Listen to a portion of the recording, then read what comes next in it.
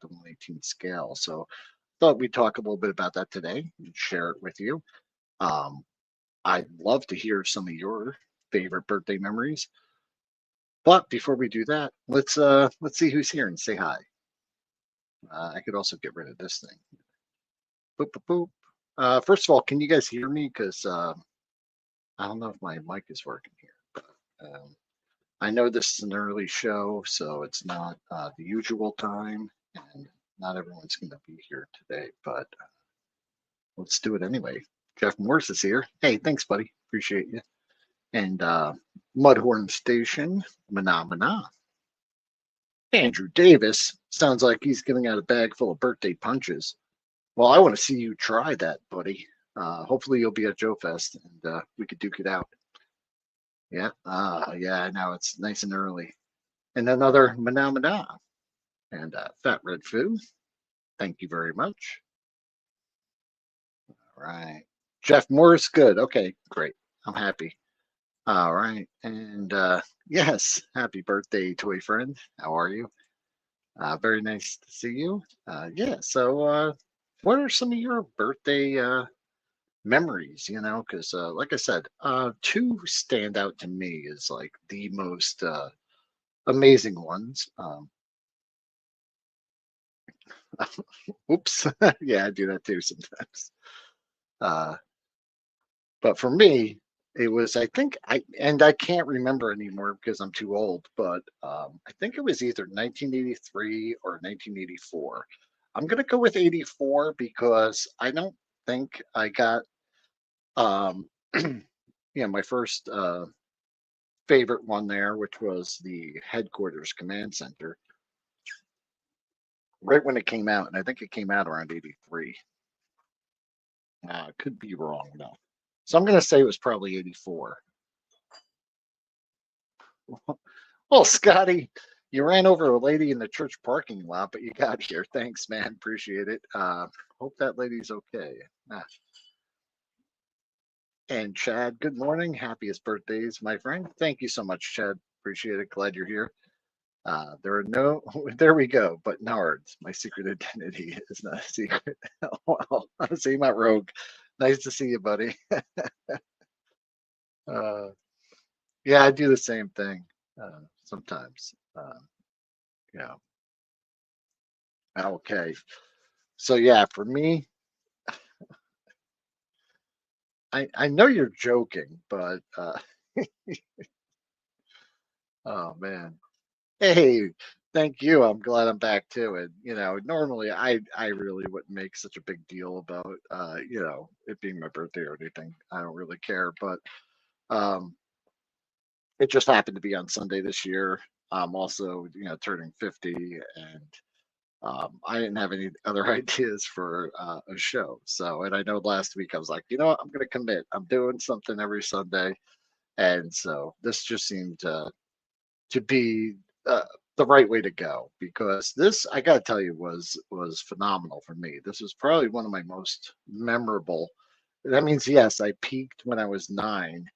As far as being excited for a birthday goes, because you know this, I've told the story a bunch of times, but when I saw this, when this came out, so like we had the birthday party, we had cake, I got some presents, whatever, and then like after I blew out the candles, like everyone just like stopped and turned towards the kitchen at the time, and I think it was my mom came out with this giant box, and I thought my birthday was pretty much over, and then this gigantic, this huge box comes out, and it's this thing, and I gotta tell you, I never thought in a million years I would own it. So, when I saw it come out and this beautiful box artwork, I mean, I was just blown away. I almost fainted. Like, I mean, I've passed out a couple of times in my life. One time, like from later on, Um, but yeah, I just started seeing like stars. I got wobbly. My brother had to like pick me up. I really just lost it. Like my brain short circuited because I couldn't believe that this thing was in front of me. And it was probably, like I said, the greatest day ever, because then I spent the rest of the night, uh, setting this thing up. My brother helped me build it, put all the decals on it, and I started playing around with it. And I remember at some point, one of my parents was like, "Hey, you got to go to bed. It's 1 a.m." And I remember that was also like the first time I ever stayed up that late. Like, I either went to bed and got back up and ran downstairs and started playing with it again, but I just couldn't stop. So it was just like just amazing. And this thing, first of all, I want to say thank you to 3D Joe's for the awesome images I'm using today. I did put a link in the description, and later we're going to talk a little bit about their latest Kickstarter. But just how cool it was. I mean, you had the working, vehicle bays, all that wonderful detail. And, at the time I did have the Dragonfly, so that landing pad was just like perfect. I had a amp and I had a Mobat, so I set it up just like this. And that box, that's the box right there. That's the side of that box where they had like that white cardboard with the black, or I don't know, was that mono color print, and then on the back it had like that full color thing here. And we have all these wonderful uh little things here showing all the details. I wish I had the space to set mine up, because I think that would have been a great idea. And probably maybe this week I'll pull it out of the box and set it up. But it is an all-time place. That, yeah, it was great. Uh, Got to get 50 likes. Start tapping that button. Thank you. Oh yeah, coming up, man. It's coming up. And I got a few things on my birthday at Nerd Bombers. I'll try to post a haul video on Monday. Action figures, mostly in comics. Well, good for you, man, and happy birthday. If I'm sure I said it, but if I didn't, the command center is a perfect toy in my opinion. Yes. Expanding on that, one of the things I wish they did, because it was modular. So I always thought like they would like make add-ons for it, like so you could expand it even further. That was just something, like, even as a kid, I was like, oh, you can make. And recently I saw someone on Facebook made all kinds of like towers, expanded levels for it and stuff like that for 3D printing. And it looks marvelous. It looks great. And I would love to do something on the channel myself, where we take those kind of core components and spread them out and do something cool with it. Uh, but that's something that's always like, every time I play with it, I'm like, oh, you could add stuff to this. That would be great. Box art, beautiful. Yeah, 3D Joe's has like scans of the original box art, and it looks so great. Yeah, it was one of the most. I tell the story all the time, so everyone's probably heard it already. But I figured I'd tell it again, because it was just such a great time, and I can only remember like passing out, or like losing consciousness a couple times in my life. One time I slipped on a deli slicer at work and started gushing blood all over the place. Uh, got one of the tips of my fingers nicked. I didn't quite take it off, but that freaked me out, and I did pass out and whack my head that day. The other time was in fourth grade. Um, I I wanted to be in the school play, and I got a pretty good role in it. And I went out on stage and immediately just started like sweating, and I fell. And yeah, so it wasn't great. So I don't do good on that kind of things. But yeah, and this time on my birthday, where I was just so overwhelmed, I almost lost it. I don't think I quite passed out, but Lilith, 1978. Hi, welcome. It's very late here, but in terms, oh yeah, sure. So it's Monday already for you. So happy belated birthday. Thank you. Yeah, I hope the cake is not 1/18th scale. It should be 1/1 scale for me. That would be great. Be awesome. Thank you. Thank you so much. And thank you, Ted. Very nice to hear from you. Sorry about that thing that happened with the eBay, man. I saw that video. That sucks. Uh, Good morning and happiest birthdays. Thank you very much, Lord of Pain. Two colors on white. Yeah, I guess so. Yeah, that's what it'd be called. I had mine on our old console hi-fi for months. Yeah, yeah. But I did not have the vehicle, so it was loaded with troops. Oh, yeah. Task Force figures and games. Hi, thank you. Whoa.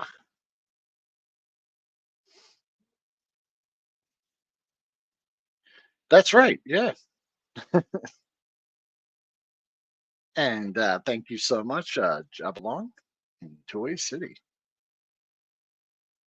So yeah, this is like just great, man. Tons of details. You had the double cannons, that big cannon in the front where you could sit the guys. And I don't know about you guys, but it was like detachable, and there was a little hollow space down there.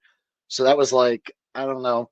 I would use it. I would throw figures down in there, and that would be like the pit, like solitary for like and that little gun, it would detach, and I would fly around with that thing, and it would be like a detachable spaceship and blow stuff apart. The file card storage compartment, I never actually used it for that. Um, but I did use it for the weapons armory with the backpacks and guns and everything like that. I just would stick like the whole card on my wall. Also, the brochures that came out for G.I. Joe, I had them all up and down my wall. I would cut out catalog pictures and hang them on my wall. So right next to my bed was just this like collage of crap stuck to the wall, including cards. I think at one time we would take the figure backs, the card backs, and just put them in with like our comics box and keep them there. The command console with seats and the stickers with all the wonderful details there were great. The gun rack, that was awesome. I have gun racks built in to hang weaponry, and the movable lift. The stockade was also a great, included. I think it's something that every place that should have some kind of jail. And then that little motor generator area where you can have them do that. Let me see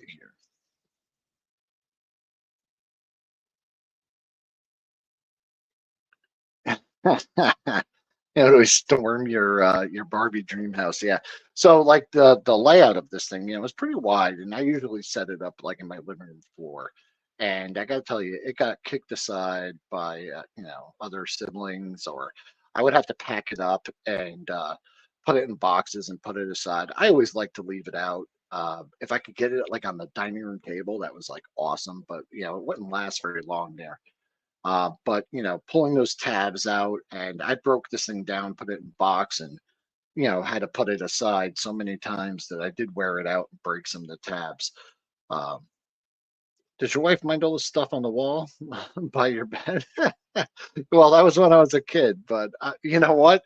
I would do it today too. Boba Hicks, welcome. How's it going, buddy? Mm. So yeah, this playset just beautiful. Absolutely loved it. Loved setting it up.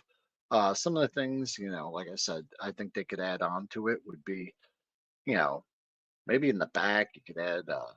I've seen people do like double ones where they put it on there, and I guess in the cartoon it was just so much bigger that it just kind of this makes sense for play. But yeah, there's the helicopter landing pad. Once again, 3D Joe's. I mean, for the beautiful box art, I was just going to grab a couple pictures of the playset itself just because I didn't have room or time to set that up. But definitely think it's due for a session with the headquarters soon. But 3D Joe's has some awesome pictures. These are great. I don't think mine's in good shape, but I know you get repro stickers for that, so I really do need to get on that and get that fixed up. And then the blueprints. This was one of my favorite things about the GI Joe toy line when I was a kid was these blueprints with all the little, you could look up every little thing on there. Like, what is that? Number 13 was the mechanics lift. You got the helipad, radar dish. I love that. I loved it for all the vehicles. Yeah, it's a sweet console, man. And what I think would have made that a little better was, or even in the future, if I'm doing them, is like some kind of like, I guess, swappable decals for that, so you could be looking at different things. That would look really cool. Oh,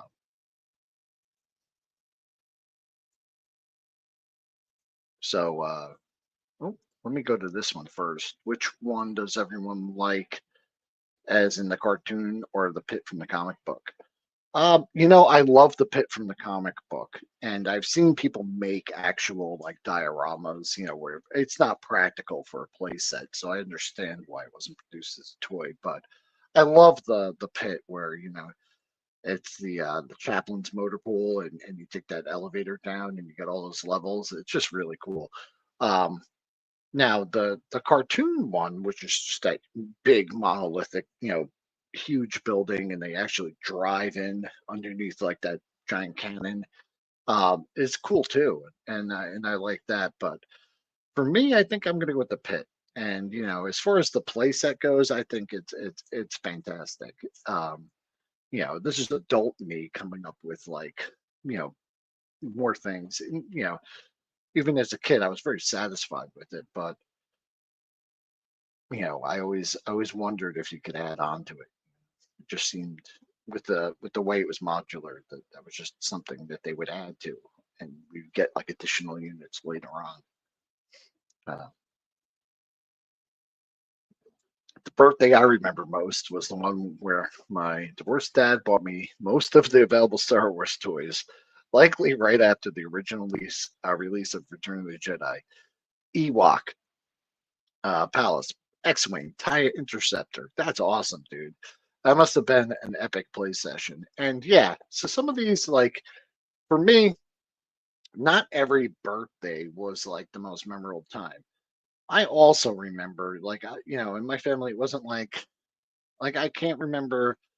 We're in a lot of times where, um, I guess they planned ahead for these things, So some of my like favorite childhood memories of getting like a toy or something like that was just like, um, dad got a bonus or something. So we all went toy shopping, and it was just a random Tuesday, and we all got something, So it's not like it was always like on a birthday or something. I have some crazy toy memories that, happened just because it was just kind of sporadic.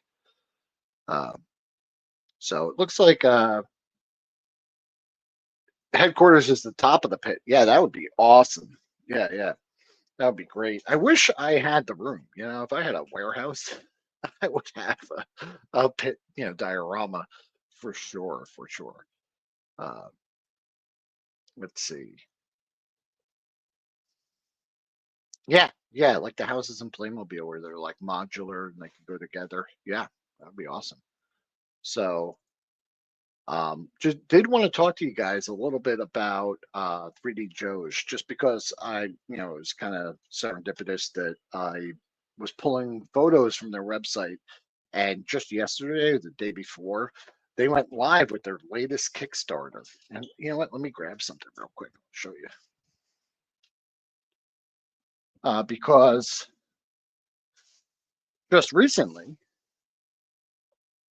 I found this, which I'm not back yet. So I found this at a thrift store, and it was only 50 cents. So I picked it up, even though it's way out of date, but I thought it would be fun to kind of go over. And that is this Warman's action figure field guide. And it was bargain priced at $4.98. This was back in 2006. And it's a little field guide. It's got like 500 pages. And inside, it's a little field guide that you could take around with you. Uh, and this is Mark Belamo, with values and identifications. Belamo, I think is how you do it. But it's such a neat little book, and someone used this one out in the field, or maybe they were pricing their action figures. And I don't know if you remember in the late 90s, early 2000s, you get those guides. This guy had some GI Joe 12-inch, I guess, that they were doing. Anyway, I picked it up and I thought it was really neat to flip through. Also has some really nice pictures of some GI Joe figures. There's actually quite a few, and I thought it would be fun to go over on a stream or something. And I had it, just sitting there just a couple days ago, and it's just so funny because I never saw these like when they were new. I never had one of these, and there's so many great photos in there. Look at that, and some of the values. You know, this was 2006, and right here it's saying that the original Crimson Guard on package has a value of 180. I wonder how some of these prices add up today. There's a Snow Serpent, $100 mint on package. So there's also loose stuff here. So let's look at like just a Tiger Force bazooka. This was 2006, or is it 2006, or was this soon later? I know they made a bunch of versions of these. So let me see here. This might have been a later version, so maybe it's not as out of date as I thought. The number on the inside of the cover here says 2006, but I don't know exactly when it was printed. But anyway,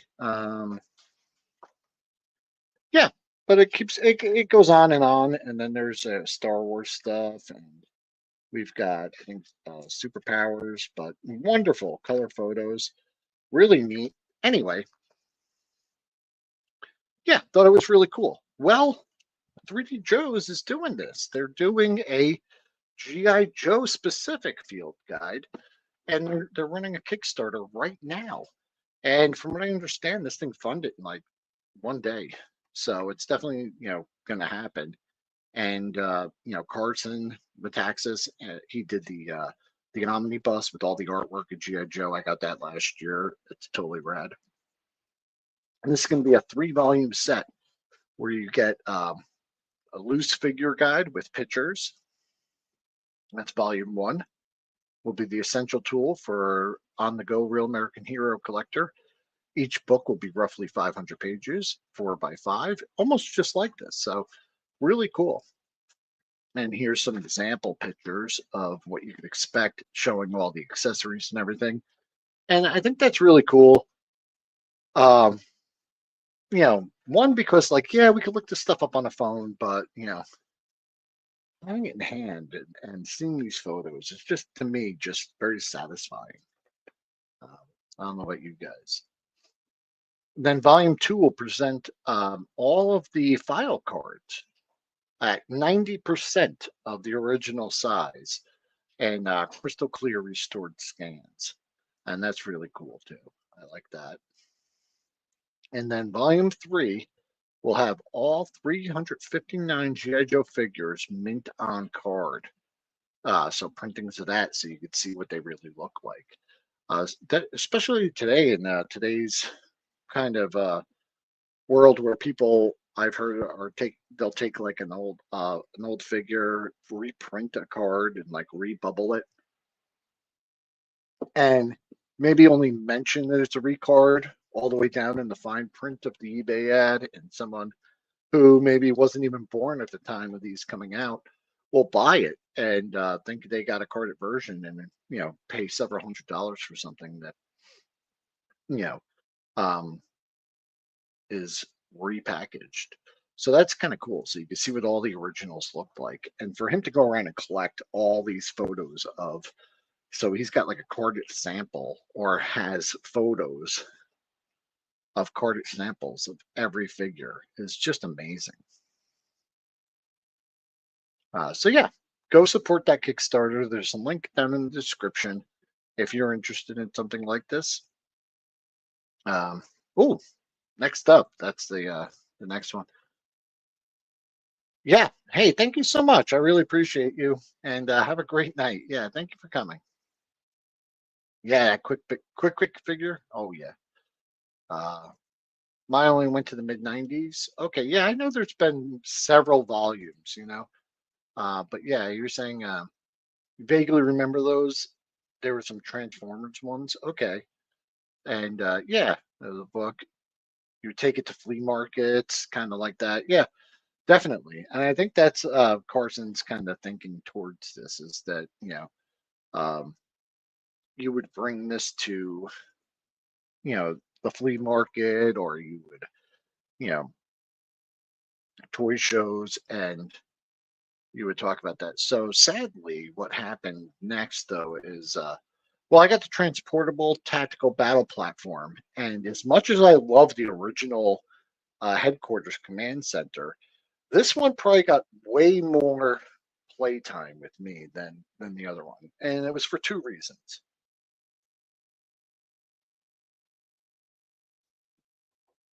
One, in 1985, um, let me see if I can pop back up in here.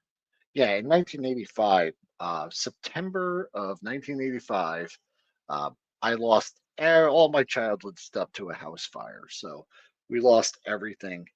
And other than a small, well, it's another story, but um, a small suitcase with some of my favorite action figures in it survived. And the headquarters was gone. So that April, so it would have been April '86, I guess, I got this for my birthday. Listen, I got a bunch of other stuff too, but this one stood out because, once again, I didn't faint or anything, but I was very excited. But this one blew me away. And we had moved into a temporary house at the time, and it was perfect for this playset. It had like this like shag kind of green blue rug. It was like very wavy kind of patterned.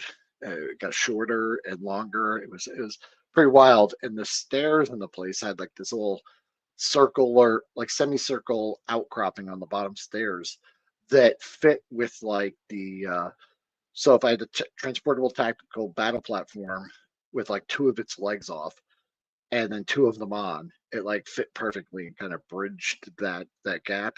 So I would play, where the carpet was the ocean and the stair landing was, the land, and it was really great. I also had this tree out in the yard with this like gnarly root stems. Made like a nice shelf where it would drop off, and I'd put the tactical battle platform in there, or even set it up in certain areas where I could build it up. And those extending legs would make for some really fun little scenarios, and like little areas. Also, I remember my brother and I made there's hooks on the tactical battle platform where you could hook like the winch from the dragonfly on there. And we took a look at those fishing. Uh, they're like leads that you could swivel clip onto with like a hook on the end, but they're about like 8-12 inches with little loops on the end. And we took like three of them and put them together and made like one carrying harness for the tactical battle platform. And I would whiz around with that thing. Now, some of the pieces would fall off and stuff. So it's not like 100% transportable. You got to be careful. You will drop stuff. But yeah. Yo, Wraith Mace. What's up, Will and folks? We are the Hammer. Yes. Love it. You gotta check out Wraith Mace over on Instagram and on YouTube. He's the guy, man, for Warhammer 40K. We are the Hammer. It's a great song. Really liked a lot of the sea themed stuff from this era. Yeah, Q4 stuff would have gone great with this. Yes, I've seen like a custom. Did the Q4s make or I think they did. I think they made I think it was Z Force though, but I think they made a transportable tactical battle platform. I know they did the headquarters command center in Z Force colors, and it looks amazing. And I saw one at Joe Fest, and I really wish I could pick it up, but it was very expensive. But yeah, if I could find one on Jeep, I would definitely get it. But yeah, I loved all that stuff. It was great. And I have the transportable tactical battle platform displayed over there, and I should take that outside because I got some really nice places over here. you know, I'm right by the Atlantic Ocean, and I should take it over there because on the inlet side, there's some really nice. I'm gonna do some photography, bring that sucker out, and hopefully it won't float away on me. Yes, something like that would be awesome. So yeah, so this was great. This was my replacement for the headquarters I lost in the house fire, and I think along with that I got what was it? There's one of the boats, the Devilfish. I know I definitely had that. I never had a water moccasin, but my friend did. But yeah, they would fit in there. And then this was the packaging once again from 3D Joe's. So yeah, go show them some love. But yeah, you see up there in the upper left hand corner, it's got the dragonfly copters transporting it. Now, I didn't have a fleet of dragonflies, but you know, we made that where we grabbed the three and put it to one, and you could hook it on and tow that sucker up there. Like I said, like the platforms with the guns and the missile and even the legs could fall off. They were kind of just friction fit in there, so you could lose them. But that was a fun little thing to do, man. And I just love the amount of detail, the little play features, the little crane. This just offered so much. And this was like, this went outside with me all the time. Besides having that, you know, little stair landing, which was like its home. That's where it mostly stayed. This thing came outside all the time. And as a result, it did suffer. I'm sure I cracked one of the legs at one point, definitely broke the tabs on that loading ramp, lost the ladder. The gun rack with all the extra guns were probably lost. I do remember breaking off the tabs on like the missile holders, just playing with it.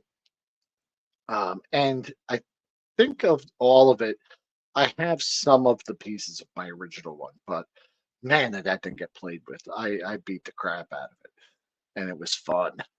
But yeah, love the blueprints once again. This is just one of my favorite parts of GI Joe was that they included these. These were all over my wall as well, and I absolutely love these.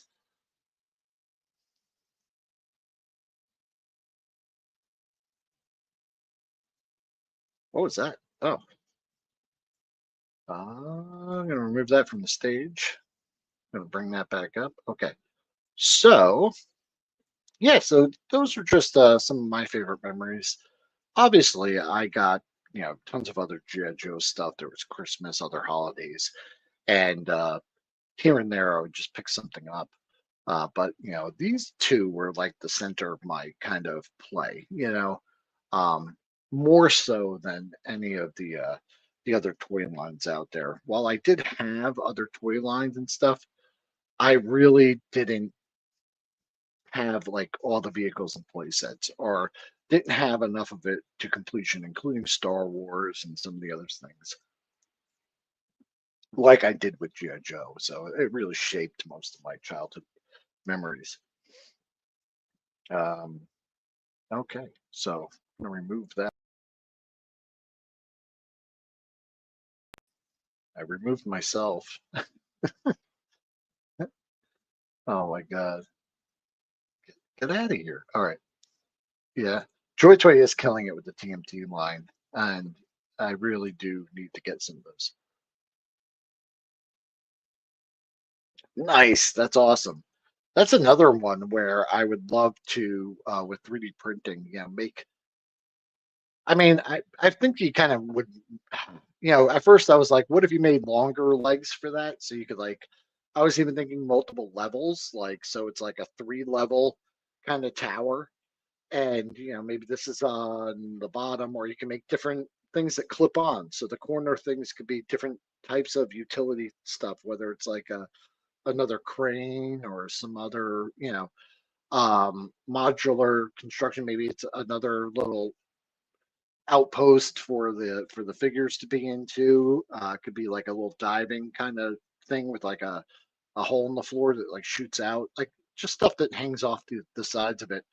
Um, and you could stack it like 3 high, or even just longer legs for that, so you could do some kind of more extreme stuff where it's like, really goes down. But then I think, you might want to make the legs a little more robust, maybe a little wider if you're going to make them taller.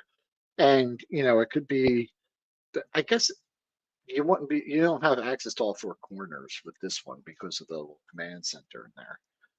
So, and you would lose that. So you would have to maybe make it a little wider. But as far as the toy goes, I think they did a great job with this. But I would love to see some of that. I know some people have done it in classified scale. And yeah, so the legs do telescope and double to that height. So the little insides, the insert inside the leg comes down, and you kind of have to pull them apart and snap them back together. It's a little tricky to do, but they work pretty well.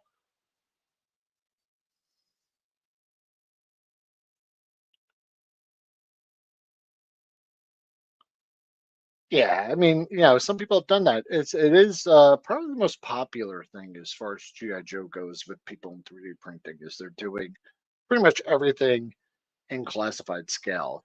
And it's cool to look at and stuff like that. I'm just not really interested in it. Although shrinking something down from classified scale to 1/18 scale is not a problem either, and just makes it a little easier. So yeah, really cool. So what the hell's this guy doing up here on the screen? Well, this is so that's the birthday stuff. And uh those are just the two most memorable ones. I mean, that same birthday I got the tactical battle platform. I got a bunch of other crazy stuff too. I remember got like a full case of garbage pail kid cards, and those are pretty. I was pretty happy with that. That was pretty wild. I think I forget who it was, my mom or my brother. They just bought the entire box, like at the local corner store, with the little tray and everything, and gave it to me, and I had a blast doing that. And then I think my dad got me. At the time, I was really wanted to go kind of play, in the woods and build forts and stuff like that. So I got one of those like folding army shovels, the little one that you could like stick in a backpack, and a raft, a 3-man inflatable raft, and we even blew that thing up and took it down the little stream in my town, and landed in the woods, dug a little kind of subterranean base. Me and my friend, it was great. Great times were had. I think I even got one of those like combination Rambo knives where it was like the Rambo knife. I think everyone had one of these in the 80s, and it had like the compass on the end. It was like a ball that had like that floating compass in there, and then you could unscrew it. It had like a saw and fishing line and matches and all that crazy stuff. So yeah, I mean, besides the toys, I was doing that when I was 10 as well, and had a ton of fun with that. So yeah, good birthday memories. Happy to share them with you. And thank you for everyone that shared theirs. So why is this guy up here? Well, that goes to the 3D printed showcase side of it. So this is the Crafsman Steady Craftin. I did put a link into it to his channel, but he is one of my favorite people. Just YouTube in general. He does a lot of stuff on his channel. It's not all about action figures, but those are my favorite ones, the videos where he does those. So he kit bashed this guy, and he's called MC Hammerhead Hunter. And you can see there's some Star Wars pieces there that he kit bashed and made his own guy, and it's really cool. And if you're a member of his Patreon, howdy, what's up? Thank you.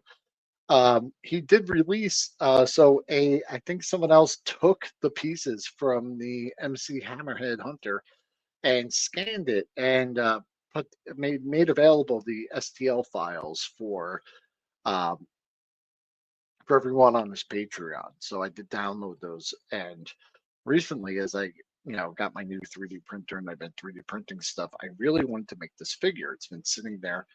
The file's been there for a while, and so I was going to attempt that. Now, you have happy accidents sometimes. And well, I should just show you because that's right. The yeah. Yeah. Welcome to Craftsman. I am your host, the Craftsman. That's right. Yeah, he has the puppet host. Yep, love that guy. Uh, Pains, thank you so much, buddy. Appreciate you. So yeah, so I wanted to print that up, and I had mixed results. So I tried it on the FDM printer. I tried it on the resin printer, and I got some where some of the pieces came out right, uh, and some of them did not. So here is I came up with. Well, I will show you what I came up with. Uh, this is the resin version, and he's not done yet. I'm still missing the visor. Um, this is just a masking tape holding his arms on and his legs because some of the pegs kind of didn't work out right. So I have to do some kind of fiddle in there. But I did get a pretty good copy of him. And, he has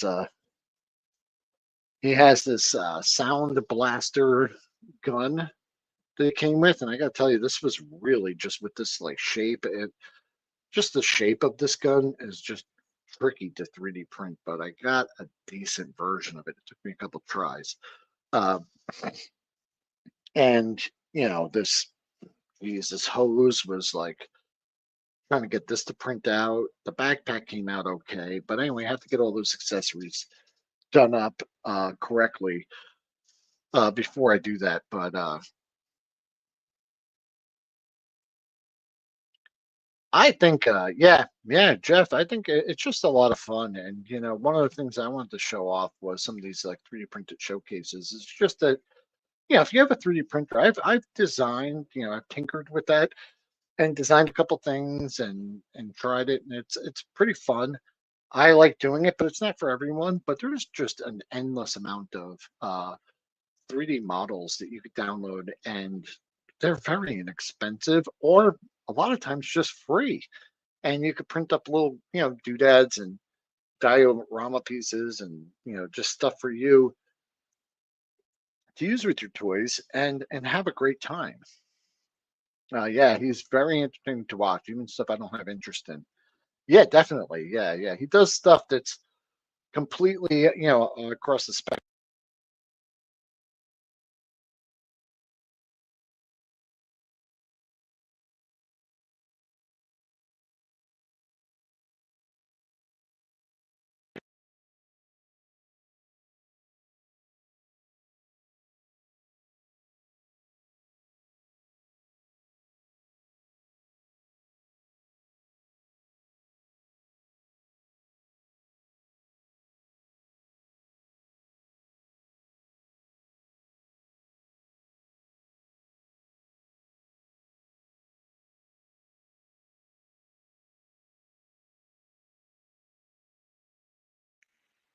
Hello, can you hear me now? Um, yeah, that's really weird because my mic's on. I don't know if the connection cut out. Am I back? I'll wait a couple minutes. Just let me know. Oh, I am back. Great. Woohoo. Okay, here we go. So yeah, so here it is. I was trying to make them. That's the original. They did the 3D scan. Once I get him all done, that's great. So also, I found this nice digital sci-fi hut on over on Colts 3D, and this guy War Gamers Workbench. He put out this file, and that's a really nice um, 3D digital file, absolutely free. It's made for tabletop gaming. And I found that a lot of terrain and vehicles and stuff like that are made for that much smaller scale. And depending on the model you pick, they can be scaled up. Now, some of them are made for such a small scale that they don't actually, scale up very well, and others do. And this one does. So I'm going to show you right now what I made, and just want you guys to know if you like this model, if you like the this one, I put links to all the 3D models I used in the description below. So you could go check those out for yourself and print one up.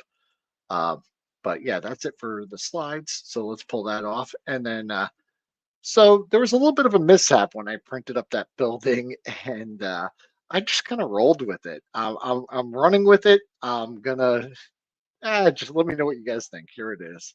It's not something that I usually would do, but here we go. And that is,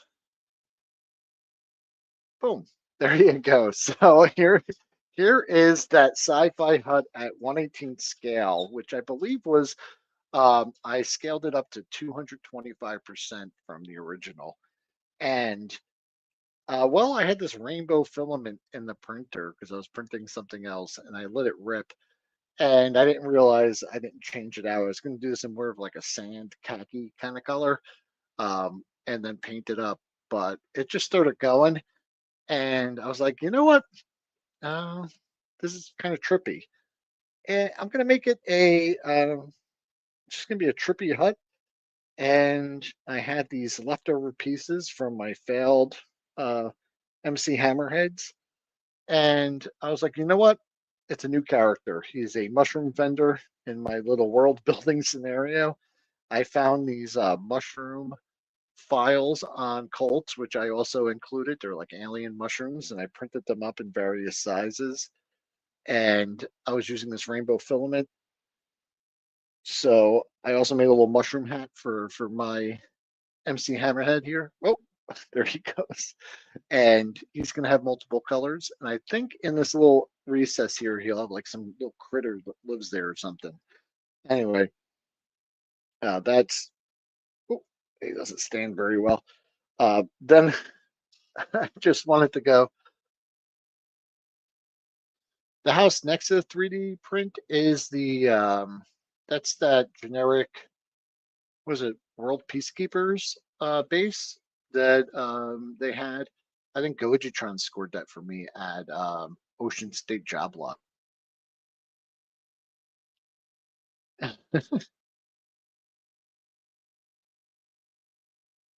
Yeah, he's a shroom dealing. Yeah, so I don't know his name yet. I don't know much about him, but yeah, he's a shroom vendor.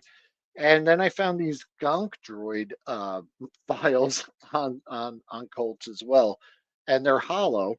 And so I figured I'd print up some of these alien mushrooms. Someone had these at full scale as like a planter for their, I guess, garden. And I just shrunk it down and I stuck some mushrooms in there. Then there was also this R2 droid that, although, like you see the color variation in the larger print, it doesn't really show up in the smaller one so much. So it's just kind of orangey. So I might have to play with these a little bit. Anyway, just thought I'd lean into it because it was kind of my mistake. And this is a really great model. It has this removable top. These line up really well, and this at 225 fit perfectly on my print bed, so I was able to print it just in one go. So yeah, he's going to go into my little station, probably down lower on the shelves there. He's just one of those denizens of the lower levels. Shroomy Wan, yeah, I like that. Shroom Baba. Actually, I like Shroom Baba. That's pretty good. I like them all, but yeah, the Peacekeeper stuff is nice. Yeah, if you can find it for cheap, and it's just not easy to ship. So yeah, so that's my little shroomy guy, and I was thinking maybe like convert the top of that R2 droid to be a shroom dispenser as well. I don't know exactly how I'm going to do it. I think I need some smaller ones, and then of course his staff was going to and shiitake fungus. Wow, you guys are great. I was like, I think I was leaning towards I was going to make a shroom boomafoo or something. I don't know. But I like Shroom Baba. I like all these names. These are great. So, and I have enough pieces to make another one. So there might be two of them. It might be Shroom Dealing Brothers for my little station. But yeah, I'm looking forward to that. It was a happy accident, if you will, that it printed. And I do like that little transition there. It looks cool when you use that rainbow filament. But this one, I guess the color variations take you know, you can see how many layers it takes before it switches. So on the smaller stuff, I wonder if they sell stuff that's a little more like tightly where you'd see, you know, on a 3 3/4 inch figure, 4 or 5 different colors. Cap and fungi. I like that. Fungi. Hey, I'm a fun guy. Shroom Booms, Shroom Emporium. I like it. That's awesome. So yeah, uh, you know, not something I wanted to do, but once it happened, I was like, I kind of like it, so I'm gonna go for it. Is he exciting? Well, he's a fun guy. Yeah, he is a fun guy. So yeah, that's all I got for you guys today. Hope you like it. Love all the suggestions. That's really great. And you know, I'll give it a couple more minutes. I thank you all for coming. I know it's really early, and I've got some stuff planned today involving tacos and festivities. So you know, getting ready to go do all that. Hey, Badger, how are you? Thanks, man. So yeah, if anyone had anything they want to talk about, we just do a couple more minutes, and then I'm going to end the stream and move on with my day. But so yeah, let me know. Otherwise, yeah, thank you so much, Daymont Rogue. Thank you.